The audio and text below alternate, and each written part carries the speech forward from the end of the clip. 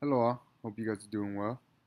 This is my video response to P552, and let's start off with the question: how does your faith, beliefs, and values provide you with discernment and direction when you experience unethical, unjust, and inappropriate situations in physical education and sport?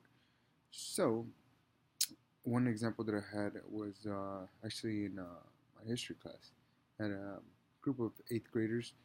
On this particular day, they were having a very tough time controlling their language and not thinking before they acted on what they were going to say and how they joke around with each other. And um, all the eighth graders are student athletes, so they play either football, baseball, basketball, whatever it may be.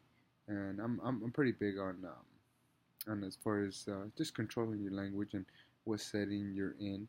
Um, I understand to a certain degree because I'm guilty of it as well. As far as sometimes uh, during contest, game, training, anything competitive, you might find uh, colorful language to kind of express how you're feeling in the moment.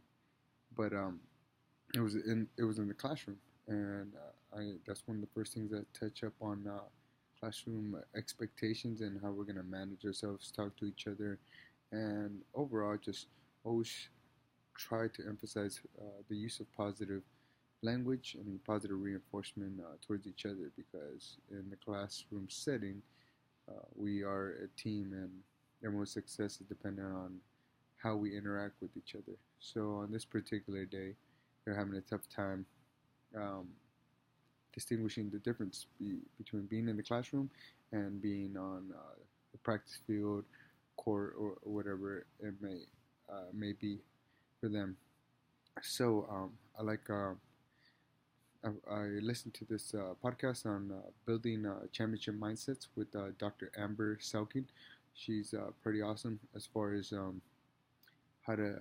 She's actually a mental performance coach for the Notre Dame football team, and she had one segment on kind of the four F's of getting back focus.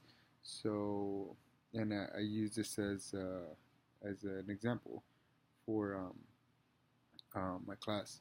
So I had them focus on the four F's, getting back in focus. And the first one, and which was common for athletes, especially in a competitive level or in middle practice or whatnot. So once we recognize we make a mistake, the first F stands for fudge, or in a um, more creative word, but for short we call it fudge. So we identify we made a mistake.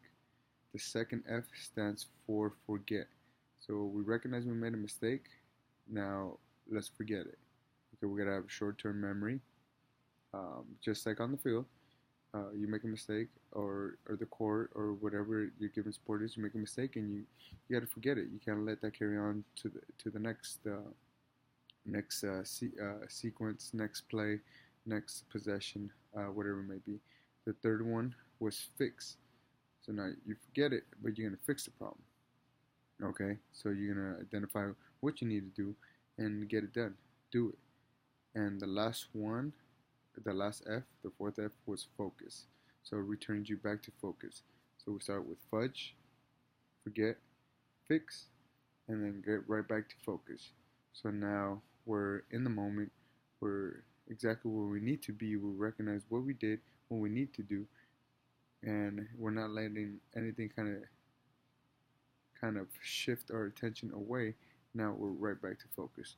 I shared that with the class, and especially just uh, um, not only because that's something positive that a very successful mental performance coach um, advised or uses as an exercise to get right back to focus, but I believe my faith, values um, have really helped me and guided me along the way, and I always use this also as an example to my students or any of my student athletes. Um, what my father-in-law told me before. He always kind of gives me advice, and with that advice, he also kind of states, or stated before, that hey, I've been your age already, but you haven't been my age yet. So he's older than me. I'm not saying that he knows it all, just kind of saying that he's experienced. So, with that said, I always tend to make sure I listen first before I begin to talk. And that's what I reiterate with my students as well, that I've been their age before. And although I haven't had, nobody has the same experience, exact experience, that I've been their age before, and they haven't been my age yet. So, not speaking out of just knowledge because I'm smarter than them, because that's not true. I do not know it all. But with my experience, I'm able to be more patient. I'm able to listen and take my time with my responses, and how using certain language in a certain setting can affect those around them. So thinking very clearly as to the effects of what I say, what I'm saying, and if they're not in control of what they're saying, or they're not thinking of what they're saying, they don't know how they can affect those around them, or how can they be, or how they can be portrayed as someone that they're not. And that's that was one point of emphasis that I really wanted them to grasp, because sometimes, yeah, it's about what we do physically, but what we say too can actually make us seem like someone that we're not. So that was my experience, at least, and then um, I believe it kind of helps guide uh, physical education sports in the right direction. Thank you. Appreciate it.